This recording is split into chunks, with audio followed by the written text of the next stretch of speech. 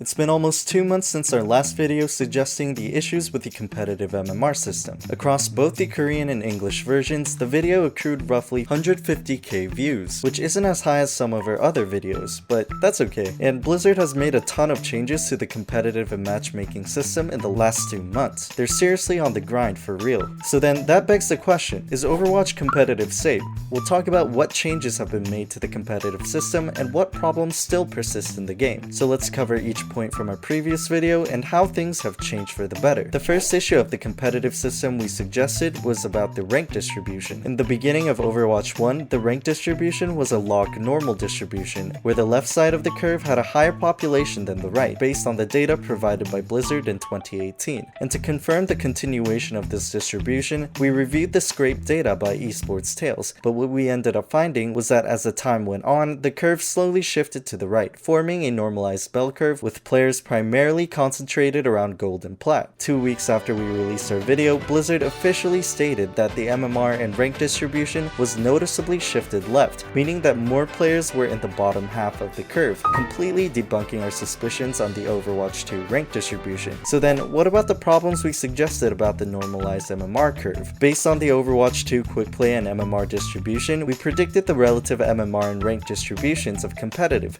combined with the scraped data from Overwatch 1. But the bad news is that Blizzard also stated from the same post that in Season 3, several changes shifted the curve back to the right, where the rank distribution is closer to the quote-unquote intended distribution of ranks, meaning closer to the normalized bell curve displayed by the MMR distribution. Since we're back to the normal curve in Season 3, the issues we promoted are still technically relevant. Or are they?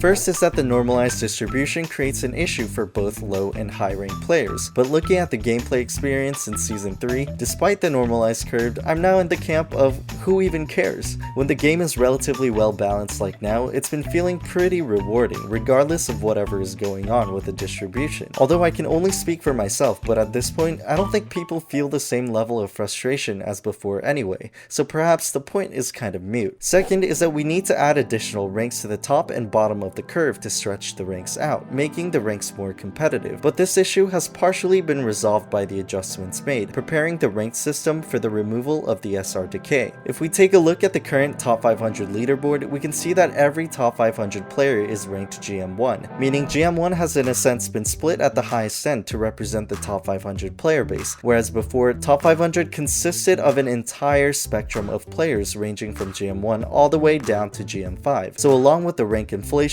they've indirectly made the highest tiers feel more competitive. But it's not over just yet. We also addressed some minor complaints about the competitive system in our last video, but honestly, most of them have gotten fixed now. Not being able to see the ranks in your lobby is expected to be partially resolved in Season 4, with a visible average rank that displays at the start of every match. Not being able to see the leaderboard after each game was also patched as a new feature in the middle of Season 3. The matchmaker placing players with higher skill disparities in the same game has also been adjusted. Although it did have the side effect of increasing queue times for Masters and GM players, I think it's worth the trade-off. Your top 500 rank not being visible in your career profile has also been fixed, and your competitive rank being way too difficult to see has also been solved as well. But they still look kinda ugly though, if that counts as a complaint. The fact is that Blizzard has already fixed so many issues that you can really tell they're actually listening to the community for once. Then the question is, are there no more problems with Overwatch at its current state? Definitely not. I think there's going to be an unexpected side effect of the rank inflation being done behind the scenes. There are a ton of players that got boosted into the upper ranks due to the rank inflation at the beginning of Season 3, so it's going to take some time for these players to be adjusted back to a more representative skill level. It's also difficult to distinguish whether this change was a result of rank inflation or the implementation of a 5-win rank refresh. This is especially going to be a problem in the Asia region. With Blizzard's deal with NetEase falling through, the Chinese servers have been completely shut down, leading to an influx of a ton of Chinese players creating new accounts to access Overwatch using a VPN. When you consider the fact that new accounts start with a competitive MMR equivalent of Bronze 5, the influx of players at the bottom of the MMR curve massively inflates the rank distribution, meaning competitive in Asia right now is taking a real L. Another thing to think about is how the rank distribution is affected by players who place at the start of the season and immediately stop playing after reaching an early peak, but that's also a minor concern. All in all, most of the problems that were plaguing Season 1 and 2 have primarily been resolved,